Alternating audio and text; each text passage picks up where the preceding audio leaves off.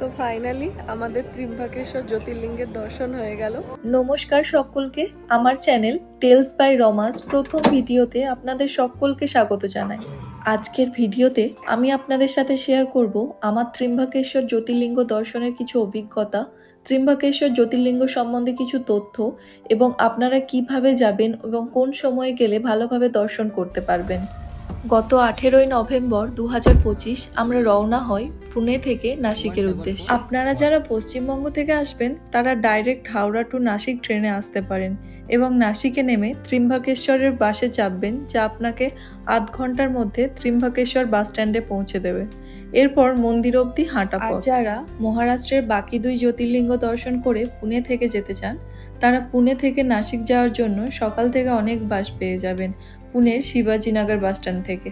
সেই বাসগুলি 3 থেকে 4 ঘন্টার মধ্যে আপনাদেরকে নাসিক পৌঁছে দেবে। তবে আমরা গিয়েছিলাম স্লিপার বাসে। রাত 12:30টায় আমাদের বাস ছিল পুনে থেকে ডাইরেক্ট ত্রিম্বকেশ্বর পর্যন্ত।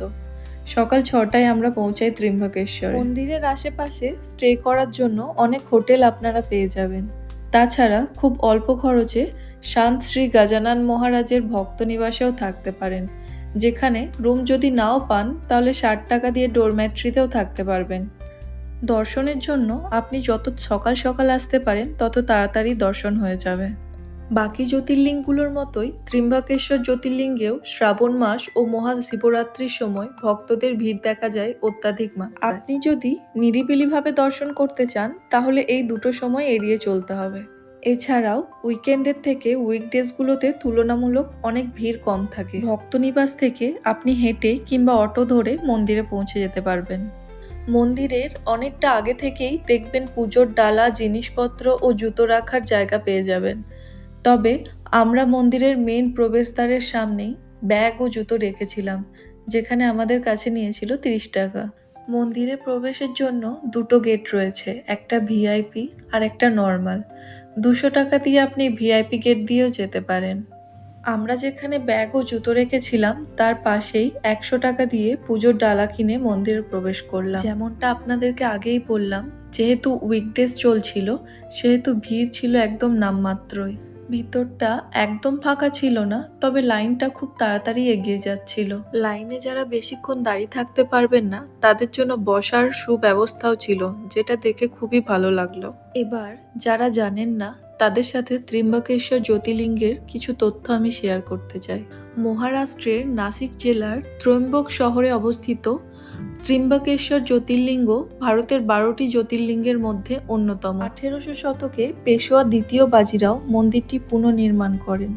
তিনি শুধু মন্দির নয়, গোদাবরীর ঘাট, যাত্রাপথ, ধর্মশালা ও গুহাগুলোর রক্ষণাবেক্ষণও করেন, যা আজও দেখা যায়। ত্র্যম্বকেশ্বর নামের পিছনে গভীর অর্থ আছে। ত্র মানে 3 এবং অম্বক মানে চোখ, যা শিবের তৃতীয় চোখের শক্তি, যা জ্ঞান, অন্তর্দৃষ্টি ও সময়ের নিয়ন্ত্রণের প্রতীক। ত্র্যম্বকে ব্রহ্মগিরির পর্বতের গুহা থেকে গোদাবরী নদী উৎসারিত হয়েছে বলে বিশ্বাস।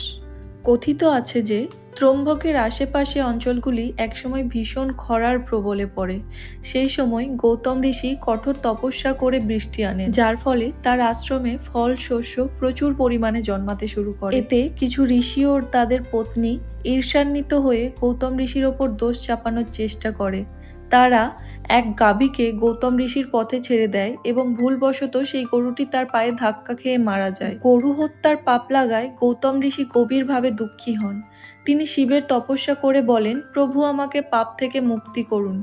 শিব তপস্যায় সন্তুষ্ট হয়ে বলেন, আমি গঙ্গাকে এখানে অবতরণ করাচ্ছি। ফলে গঙ্গা ত্র্যম্বকের ব্রহ্মগিরি থেকেই নেমে আসে, যা পরবর্তীকালে গোদাবরী নামে পরিচিত হয়। ফাইনালি আমাদের ত্রিম্বকেশ্বর জ্যোতির্লিঙ্গের দর্শন হয়ে গেল। খুবই সুন্দরভাবে হলো। ভিতরে খুব একটা ভিড় ছিল না, যেহেতু উইকডেজ চলছে এখন। ভিড় বেশি তেমন একটা নেই এখানে। ভগবান শিব গৌতম ঋষির ভক্তিতে মুগ্ধ হয়ে এখানেই জ্যোতির্লিঙ্গ রূপে স্থিত হন। এই জ্যোতির্লিঙ্গ 3টে ব্রহ্ম শক্তির একত্র রূপ বলে মান্য করা, যারা হলেন ব্রহ্মা, বিষ্ণু ও মহেশ, সৃষ্টি, রক্ষা ও সংহার। এটি বিশ্বের একমাত্র মন্দির যেখানে 3 দেবতার একই ভূত রূপের প্রতীক নিজস্বভাবে পূজিত হয়। এই কারণে ত্র্যম্বকেশ্বর জ্যোতির্লিঙ্গ অন্যান্য জ্যোতির্লিঙ্গের থেকে সম্পূর্ণ আলাদা। এছাড়াও বলা হয় গঙ্গাকে পৃথিবীতে আনার জন্য ভাগীরথ ব্রহ্মাগিরিতে কঠোর তপস্যা করেছিলেন বলে প্রচলিত আছে। একই স্থানে অবস্থিত গঙ্গাদার গুহা আজও দর্শকদের জন্য খোলা আছে। মন্দির থেকে বেরিয়ে আমরা আগে ব্যাগপত্রগুলো নিয়ে এলাম। তারপর মার্কেটে ঘুরতে ঘুরতে একটি দোকান থেকে আমরা মন্দিরের ছোট্ট ছোট্ট পিকচার কিনেছিলাম। মন্দির থেকে বেরিয়ে লেফট সাইডে গেলে খাবারের অনেক দোকান দেখতে পাবেন, সেখান থেকেই আপনি ব্রেকফাস্ট করে নিতে পারেন। আমাদের সকাল 9টার মধ্যে দর্শন হয়ে গিয়েছিল আর খিদেও পেয়ে গেছিল, তাই সেই দোকান থেকেই আমরা ইডলি সাম্বার আর পুরি তরকারি কিনে খেয়ে নিয়েছিলাম। এই দুটো মিলিয়ে আমাদের পড়েছিল 110 টাকা। পুরো ত্রম্বক শহরকে ঘিরে রয়েছে এই ব্রহ্মাগিরি পর্বতগুলি, আর মন্দিরের ঠিক পিছনেই রয়েছে এই সুবিশাল গৌতম লেক, যার নাম রাখা হয়েছিল মহারিষি গৌতমের নাম অনুযায়ী। এই গৌতম লেক আসার পথেই কিছু মহিলা দেখবেন আপনার হাতে গাছের ডাল ধরিয়ে দিচ্ছেন এবং বলবে যে গরুকে খাওয়াতে। এটা কিন্তু তাদের একটা স্ক্যাম, এই ধরনের স্ক্যামারের থেকে অনেক দূরে থাকবেন।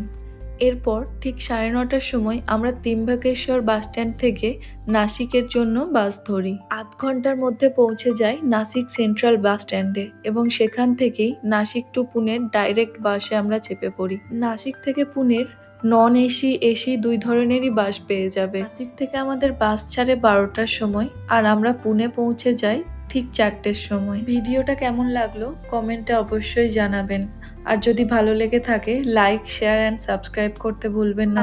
দেখা হবে নতুন একটা ভিডিওর সাথে। ধন্যবাদ।